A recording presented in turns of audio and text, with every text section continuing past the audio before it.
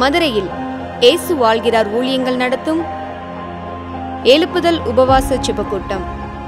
நாள் ஏப்ரல் 19. நேரம் காலை 9:30 மணி முதல் மதியம் 2:30 மணி வரை.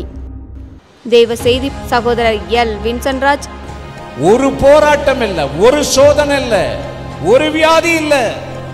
இன்னைக்கு அந்த தேவன் நீங்க நடக்க முடியாம சந்தோஷத்தை இழந்து பலவீனப்பட்டு ஏதோ ஒரு காரியத்துல முடங்கி இருக்கிறீங்க, இன்னைக்கு சஞ்சல நீங்க சந்தோஷப்படுத்த போறார். ஜெபம் சகோதரி கலா வின்சன்ராஜ். இது அசுத்தமாயிடுச்சு, பாவத்துக்கு இடம் கொடுத்துருச்சு, இதை தூக்கி போட்டுட்டு வேறொரு களிமண்ணை எடுத்து நான் ஒரு பாத்திரத்தை உணையட்டும் அப்படின்னு சொல்லி குயவன் நினைக்கலையா. குயவன் என்ன செய்தாரா, அந்த களிமண்ணையே அதையே திரும்பவுமாக வேற பாண்டமாக வணைய தொடங்கிட்டாரு. அல்லேலூயா. இடம் இயேசு அழைக்கிறார் Jebagopuram, bypass road, Palanganatham, PRC depot அருகில், மதுரை. தேவ பிள்ளைகளே, இந்த உபவாச ஜெபத்தில் கலந்து கொண்டு தேசத்திற்காகவும் பட்டணத்தின் எழுப்புதலுக்காகவும் இணைந்து ஜெபிக்க உங்கள் யாவரையும் அன்போடு அழைக்கிறோம். மேலும் விவரங்களுக்கு கீழே உள்ள தொலைபேசி எண்ணை தொடர்பு கொள்ளுங்கள்.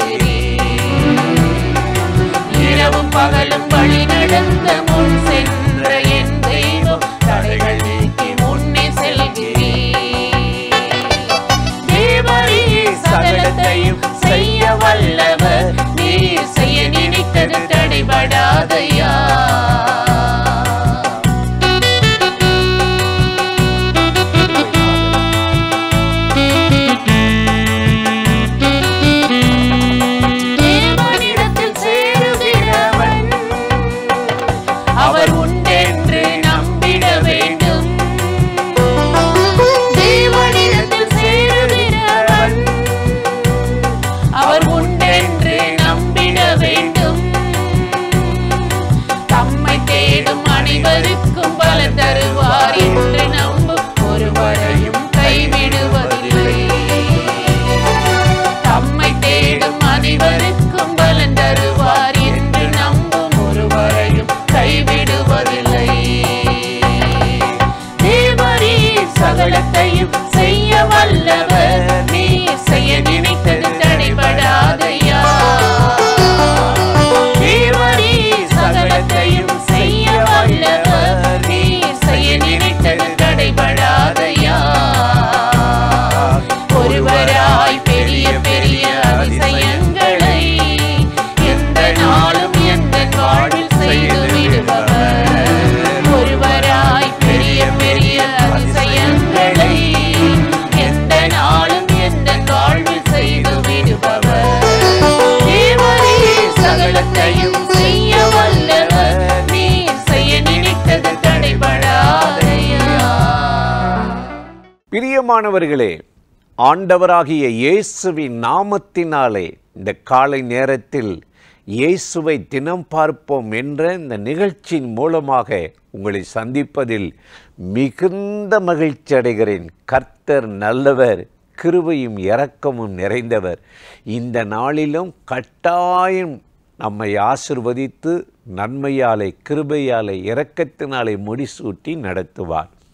இன்றைக்கு ஒரு வசனத்தை நான் உங்களுக்கு ஞாபகப்படுத்தி சில காரியத்தை சொல்லி இந்த நாளில் கர்த்தர் நம்மை நடத்தும்படி ஜெபிக்கப் போகிறோம்.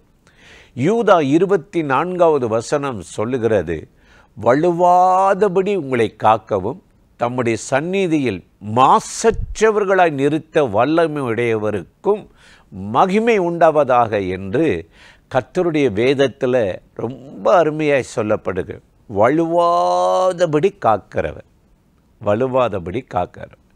நாம் எல்லாரும் மீனுன்னா ரொம்ப விரும்பி சாப்பிடுவோம்.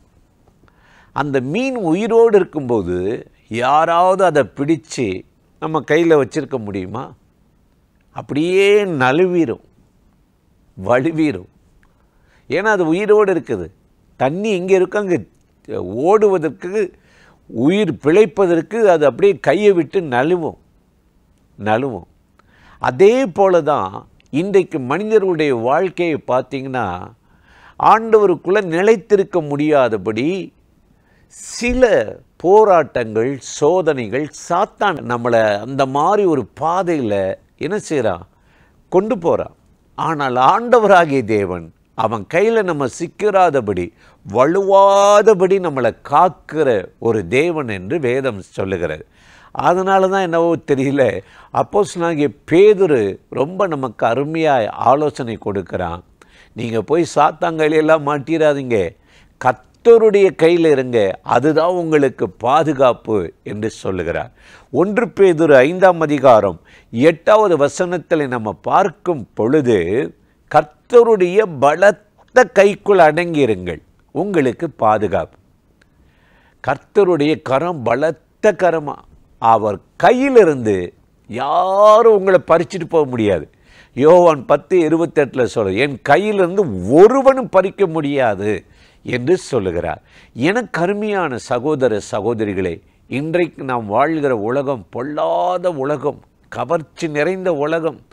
எதிலையுமே நிலை நிற்க முடியாது. நம்முடைய கால்கள் சிலிப்பாகுது, தடுமாறுகிறது, நிலை நிற்க முடியல. ஏனென்றால் கர்த்தருடைய வார்த்தையில் நிற்க முடியல. நம்ம இருதயம் ஒரு பக்கம் போகிறது, மாயைகளை சார்ந்து கொள்ளுகிறது. சங்கீதக்காரன் 18ஆம் சங்கீதம் 36 சொல்லுகிறார், எங்கள் கால்கள் வலுவாதபடி உம்முடைய வழிகளை விசாலமாக்கும். எங்கள் கால்கள் சிலிப்பாயிடக்கூடாது, வலிவிடக்கூடாது. இந்த ஒடுக்கமான, இந்த கஷ்டமான இந்த வழியை விசாலமாக்கிறீர்கள் என்று வேண்டிக் கொண்டான். அதே போல அந்த நெருக்கத்தில், ஒடுக்கத்தில் இருந்த தாவீதை விசாலத்தின் பாதையில் கர்த்தர் உயர்த்தி ராஜாவை காத்து கொண்டாரா. அடுத்து பார்த்திங்கன்னா நம்முடைய இருதயம், எபிரேயர் 3:10 சொல்லுகிறது, வழுவி போகிற இருதயமா.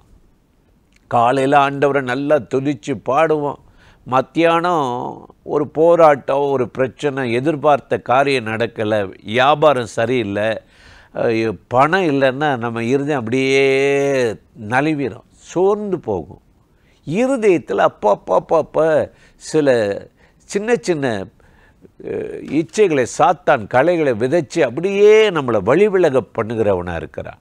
இதற்குத்தான் இயேசு நம்மளை என்ன செஞ்சார்னா, வலுவாதபடி நம்மளை காக்க கல்வாரியில் இரத்தத்தை சிந்தி நமக்காக ஜீவனை கொடுத்து இருகரம் விரித்து என் கைக்குள்ளே வந்து விடுங்கள் என்று சொல்லி நம்மளை அன்போடு அழைத்தாரா. இன்றைக்கி அவர் கையில் நீங்கள் போயிட்டீங்க அப்படின்னா வலுவாதபடி உங்களை காப்பாரா.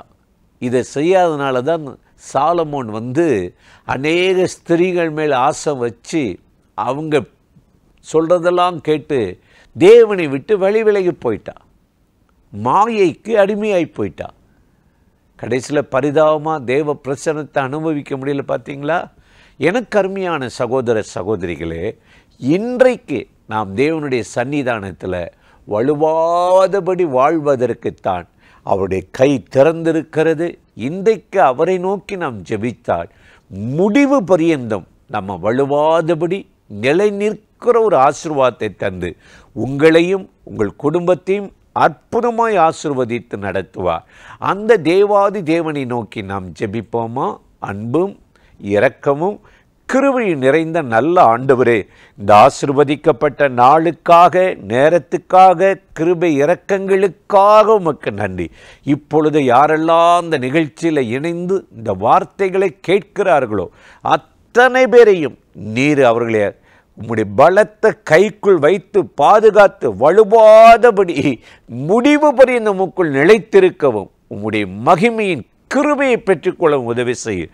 இந்த நாளில் அவர்களை அற்புதமாய் ஆசீர்வதித்து நடத்தும் உம்முடைய தெய்வீக வல்லமை இயற்கைக்கு மேற்பட்ட ஒரு அற்புதத்தை செய்யட்டும்.